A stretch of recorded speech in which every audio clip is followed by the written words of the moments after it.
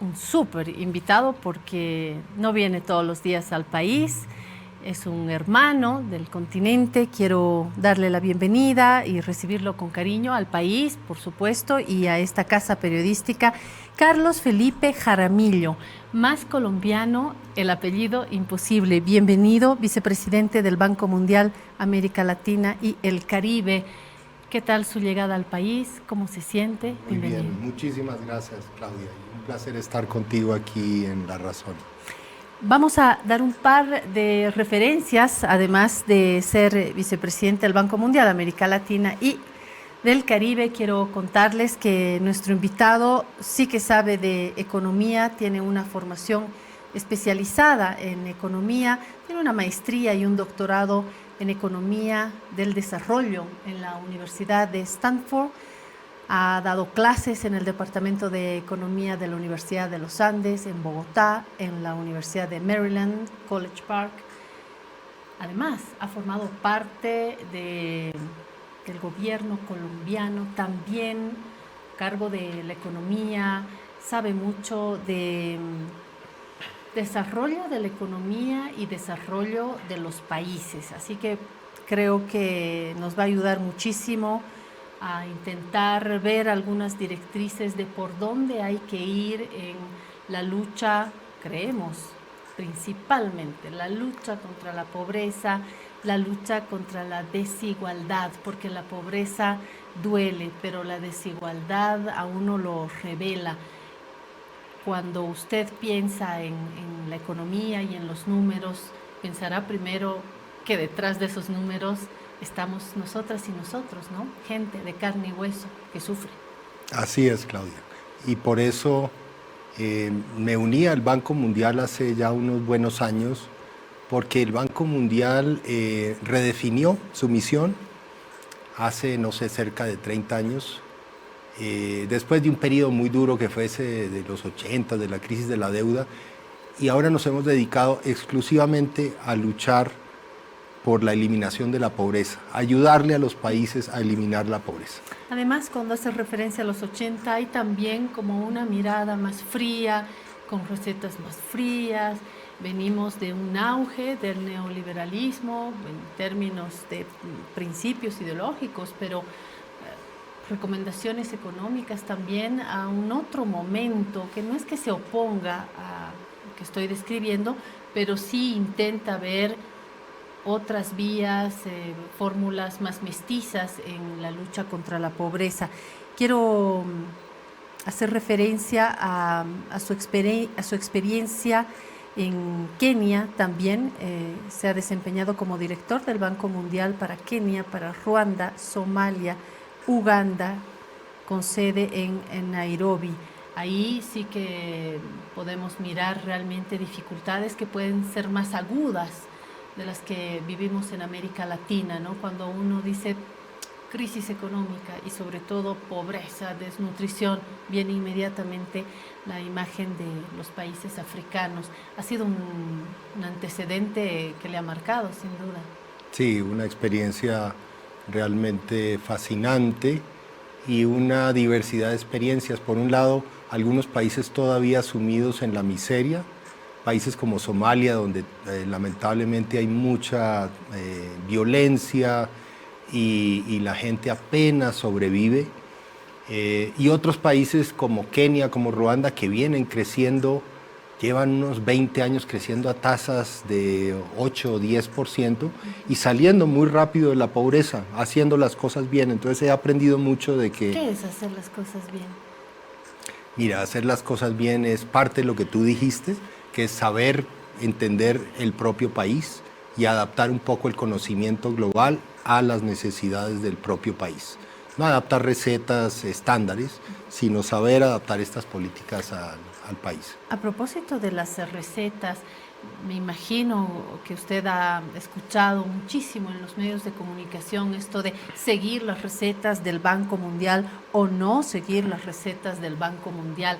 El Banco Mundial está también como que en otra fase, porque en algún momento llegaban como que con más autoridad, ¿no? Hoy en día el gobierno boliviano, de hecho, el actual se ha dado el lujo de decir, no, nosotros las recetas o los consejos del Fondo Monetario Internacional, no gracias. ¿Cómo recibe este tipo de instituciones esta nueva etapa también? Sí, no, esto es bien importante y por eso te dije que me uní al Banco Mundial, porque el Banco Mundial no es una institución de recetas. El Fondo Monetario Internacional es otra institución, es muy diferente al Banco Mundial, tiene otra misión. La nuestra es ayudarle a los países a desarrollarse, al desarrollo económico y social, a luchar contra la pobreza. Y eso implica conocer la realidad de los países, vivir en los países, visitarlos con frecuencia.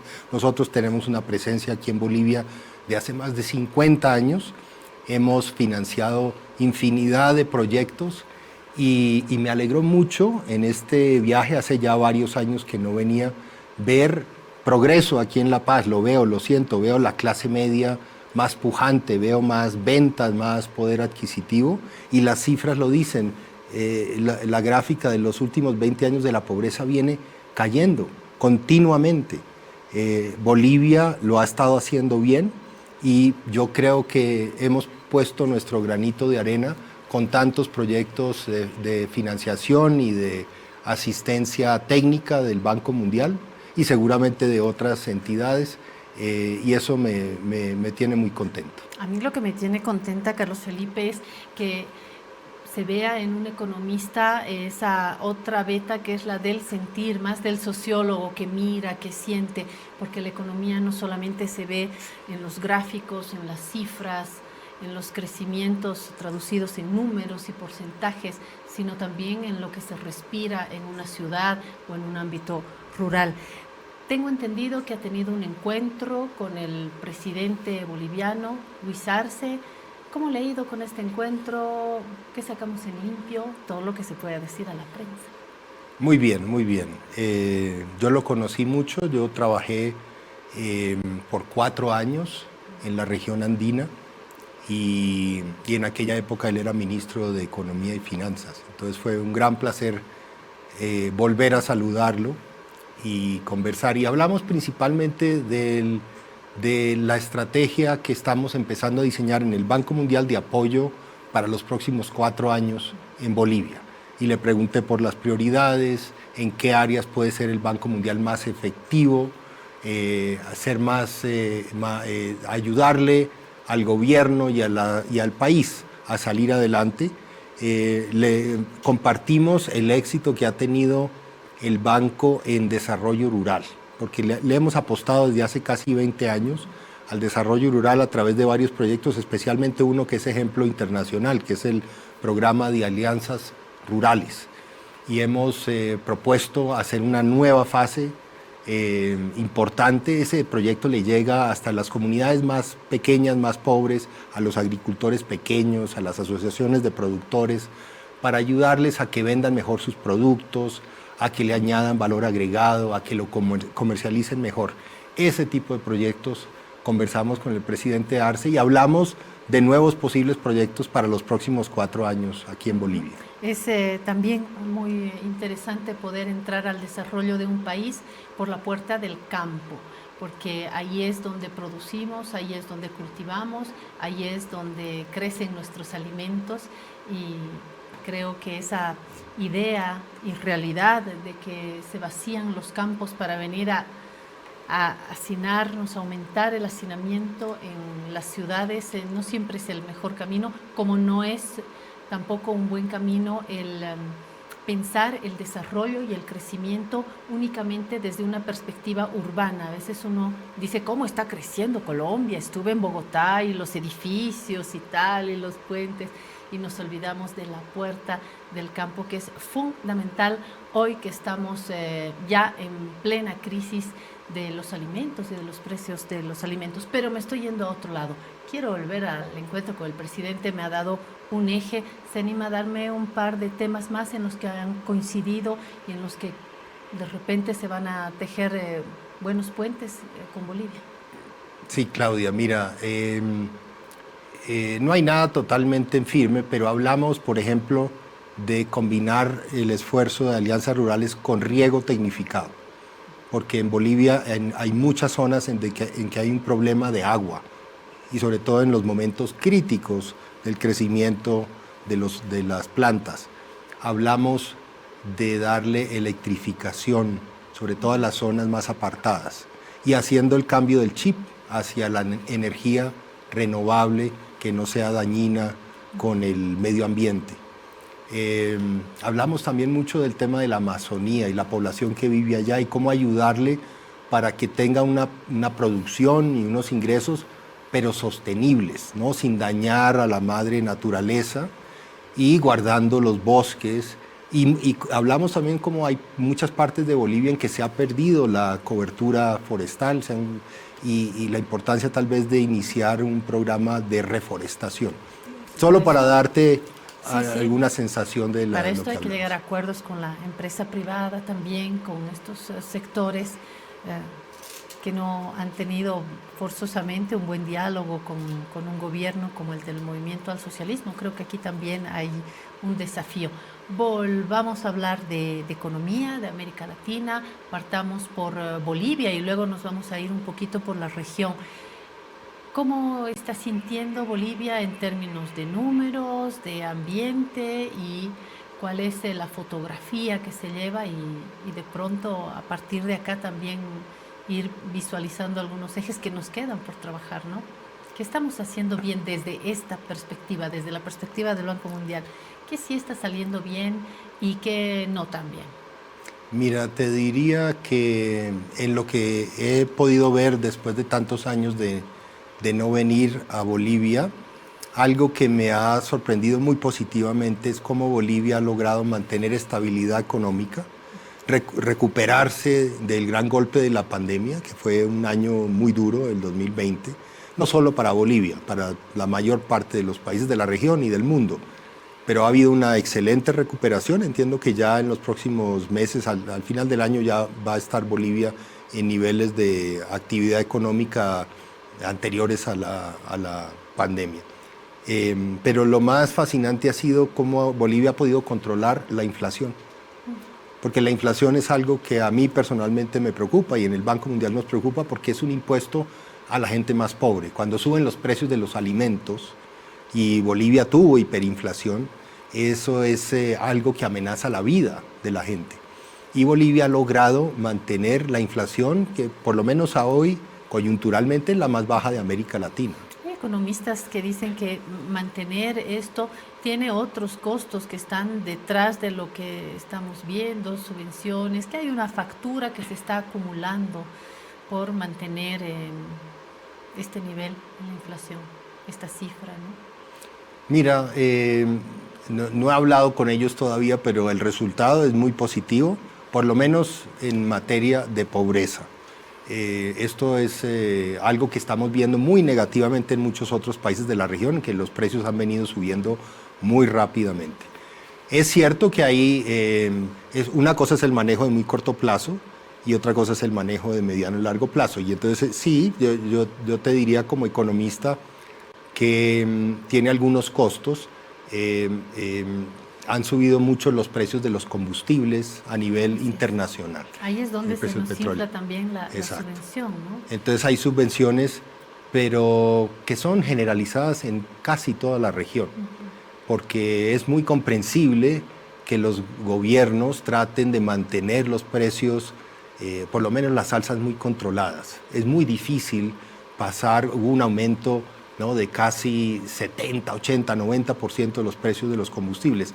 Hacer eso es muy difícil para toda la población. Entonces ahí hay una tarea, yo creo que en el mediano plazo está bien las subvenciones de corto plazo para evitar que caiga la calidad de vida de la población, pero como es costoso, hay que buscar salidas estructurales a mediano plazo que sean menos costosas. Y Bolivia creo que tiene para esto varias alternativas. Una de ellas es que sus combustibles tengan el componente bio, ¿no?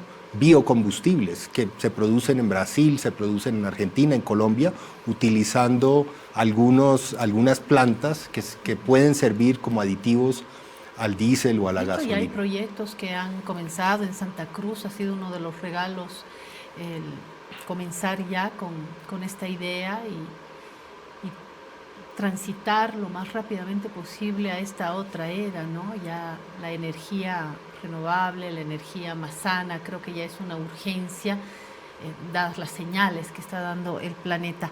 Volvamos a la gente, volvamos a las desigualdades, a la pobreza, que es otro de los elementos que también debería estar en los principios de todo economista, ¿no? No solamente el desarrollo en lo macro, el desarrollo en las cifras generales, sino pensando en los niveles donde la desigualdad genera mayor sufrimiento y, por supuesto, viola los derechos básicos de las y los seres humanos, ¿no? Exactamente. ¿Cuál es la idea acá en América Latina? ¿Tienen usted una percepción de algunos cambios que se están dando, algo lo que se pueda generalizar y lo que haya también que focalizar según los países? O sea, América Latina está con toda esta crisis y bajo la guerra que también nos afecta y el incremento del precio de los alimentos.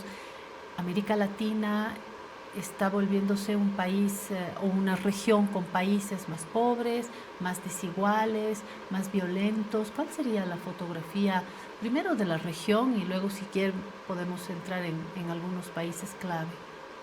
Mira, lamentablemente nuestra región siempre se ha caracterizado por tener un alto nivel de desigualdad. Yo creo que eso lo tenemos heredado desde hace demasiado tiempo. Pero lo que sí siento es que en toda la región, en prácticamente todo, esta sensación de desigualdad está generando un cambio o una enorme presión de cambio. Yo creo que eso lo escuchas en todos los países, en las campañas políticas, etcétera, y parte de los discursos de muchos de los nuevos presidentes van justamente a eso. Yo eso lo veo como positivo, porque sostener altísimos niveles de desigualdad, que son posiblemente los más altos de todo el planeta, no tiene ninguna buena justificación, como tú bien lo dijiste, y eso requiere un esfuerzo muy grande de política económica, de política social. Yo soy un convencido de que hay que atacar este problema con muchos medios. Tal vez el principal para mí en la región es la educación, porque lamentablemente la mitad de la población, de la mitad para abajo, recibe todavía una educación de muy baja calidad. Cuando hacemos algunas pruebas de la capacidad de lectura de los niños, de la capacidad de adquirir nuevos conocimientos, y comparamos, por ejemplo, con esos países asiáticos que se han disparado en sus niveles de crecimiento y que tienen mucha más bajo nivel de desigualdad, estamos muy atrás. Entonces, ese es uno de los temas que nosotros en el Banco Mundial estamos promoviendo en toda América Latina. Está la paliza de la pandemia que ha perforado todavía más esto, pero está también no haber acertado a lo largo de estos últimos años en estructuras educativas que se consoliden en distintos países y que nos puedan convertir en un continente competitivo en términos de la mayor riqueza que tiene un país. No son las reservas en oro, es la calidad de la educación, la formación de las y los latinoamericanos, las y los economía y mujer. Creo que también hay un peso detrás de esto y también quiero introducir el eje indígena, ¿no? Cuando hablamos de las desigualdades, del acceso a la educación, creo que una cosa es ser colombiano, hombre, no indígena, que ser brasileña, mujer y parte de un pueblo indígena. Nos pone en canastas muy diferentes. Lo toman en cuenta como principales ejes: mujer, hombre, ser indígena, no ser indígena. Me parece que es clave para entender. Absolutamente clave. Hemos hecho estudios, sobre todo en los últimos años, del nivel de ingreso, la calidad de la educación, separando, por ejemplo, indígenas y no indígenas, afrodescendientes, no afrodescendientes. Y hemos visto que lamentablemente en casi todos los países de la región donde hay estas diferencias, los afrodescendientes, los indígenas reciben servicios de menor calidad. Y eso crea exclusión, crea una sensación de que no pertenecen a la comunidad.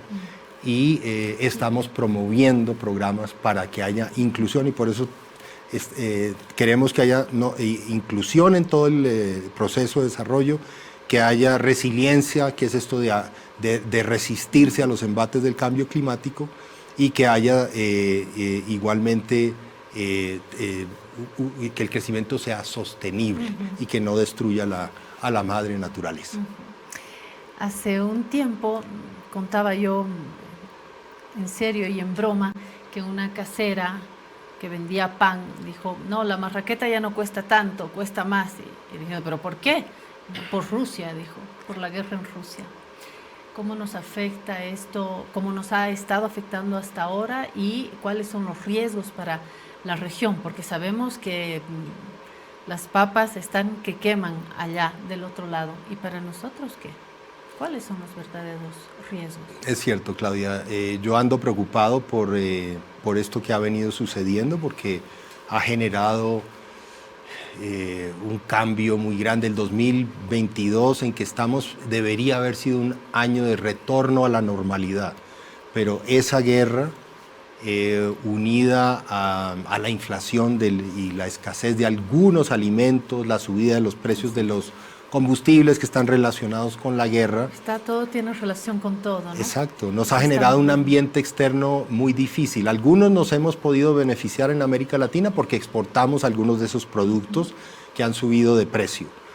Pero para la población la subida de los precios de alimentos, y sobre todo los más pobres, es algo nefasto. A mí me alegra ver que desde aquellas épocas en que trabajé en Bolivia, el potencial agrícola de Bolivia es enorme, y creo que parte de la razón por la cual la inflación en Bolivia ha sido baja es porque se producen muchos alimentos aquí en el país. Entonces hay un nivel de autoabastecimiento bastante alto. Volvemos al inicio, de ahí la importancia de dedicarle tiempo, ocuparse del campo. Ocuparse, invertir y sostener el campo, ¿no? Exacto. Porque en la medida en Exacto. Y el potencial, la tierra nos dé, el potencial a futuro en Bolivia y en algunos otros países de América Latina yo creo que es enorme. Aquí en Bolivia hay zonas del país donde la producción puede ser mucho más alta, la productividad con mejores semillas, mejor tecnología y la irrigación. Prácticamente todas las zonas donde hay agricultura se puede producir más por hectárea. La producción, aún la producción de soya, que es una de las mejores de América Latina allá en Santa Cruz, puede mejorarse, puede seguir mejorando. Y hay nuevos productos, ¿no? Que pueden introducirse y que ofrecen enormes oportunidades. Entiendo que hay mucho potencial, por ejemplo, en carne, con mejores materiales genéticos para que sean vacas más productivas. Nuevas frutas y nuevos vegetales que ahora están teniendo una demanda tremenda. Bolivia podría convertirse en uno de los nuevos lugares de producción de alimentos en el mundo, y el mundo necesita esto. Ese es un potencial enorme. Nos gustaría mucho desde el Banco Mundial poder apoyar esto. Hablando del desarrollo del país, hay un tema, hay una palabra que no sale ni de los medios ni de los circuitos políticos, y es litio, el gran triángulo del litio, con Argentina, con Chile, bueno, México también, pero aquí sí que ocupamos el primerísimo lugar de reservas en litio, y se está debatiendo muchísimo sobre si estamos listos, que si llegamos tarde a la fiesta, que si aprovechamos, que si vendemos otra vez la riqueza, que cómo aprovechar este gran momento de litio que además nos va a permitir esta transformación energética. ¿Cómo nos ve en nuestro camino sobre el litio? Mira, lo del litio es algo muy importante, es un recurso muy, muy valioso. Los precios, la demanda han subido tremendamente en los últimos años por los cambios tecnológicos que hay, y yo espero que Bolivia lo sepa aprovechar bien. Entiendo que lo están gestionando y están en conversaciones, no participamos en eso, pero creo que lo importante es que los recursos que se logren obtener con ese litio se utilicen en beneficio de todos los bolivianos. Me gustaría aprovechar, y ya que usted es colombiano, preguntarle por Colombia, que acaba de dar un giro histórico hoy con Petro y Francia Márquez en Colombia, después de un movimiento estructural del país que sí salió a las calles, que sí decidió cambiar un horizonte, decidió dar la vuelta a su apuesta vía voto. Todavía es temprano para pronunciarse, pero usted que es colombiano y está al tanto me dirá qué se siente en Colombia en términos de economía, por lo tanto en términos también de desigualdades, de lucha contra la pobreza. ¿Cómo se siente Colombia? Mira, igual a lo que hablábamos, hay una sensación de cambio, una sensación de que hay que atacar la pobreza y la desigualdad. Y yo creo que el mayor énfasis, y he tenido oportunidad de estar en Colombia recientemente y conversar con el nuevo presidente, el tema del desarrollo rural. Curiosamente, el mismo énfasis que tenemos aquí en Bolivia. Él siente, y nosotros estamos de acuerdo, que el campo no ha recibido suficiente atención. Y de ahí, entre otras, todos estos movimientos violentos por los cuales ha sufrido mucho mi país. Y él nos pidió mucha asistencia para ayudar que haya desarrollo rural, sobre todo en estas zonas más pobres, más apartadas, donde ha habido tanta violencia, donde ha habido tanto narcotráfico, trayéndoles semillas, trayéndoles a las comunidades oportunidades de desarrollo, algo de riego, electrificación. Estamos en eso. Yo espero que el país pueda salir adelante. Volvemos a Bolivia, hemos hablado de lo que funciona bien, de la resiliencia, de controlar los precios, de la inflación. ¿Cuáles serían las preocupaciones, si hay alguna preocupación en el caso boliviano? Mira, no, yo creo que lo que hay es mucho potencial. Ahora me mostraban las cifras recientemente. Bolivia tiene una balanza comercial positiva, está exportando más, está recibiendo más divisas que las divisas que utiliza. Claro, se está beneficiando de la subida de los precios. Yo creo que es el momento de rápidamente pensar en cómo producir más de estas nuevas exportaciones, porque los precios pueden caer, ¿no? Los mercados internacionales se caracterizan por tener altibajos.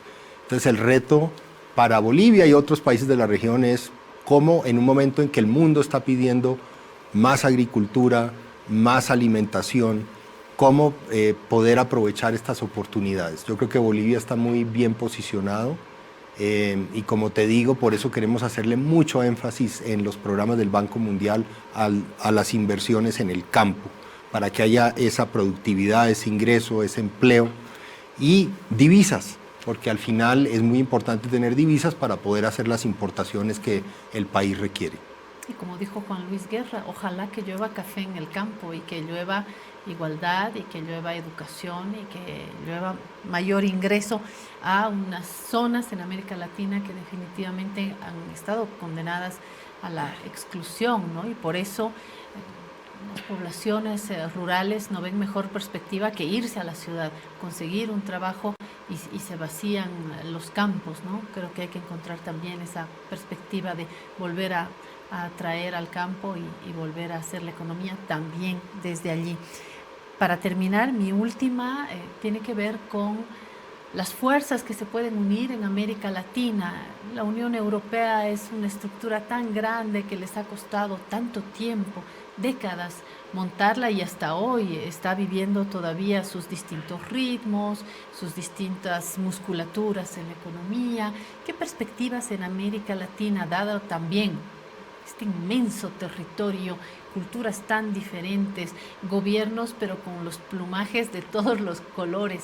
¿Hay alguna perspectiva? ¿Se recomienda comunicarse, hacer cosas en común?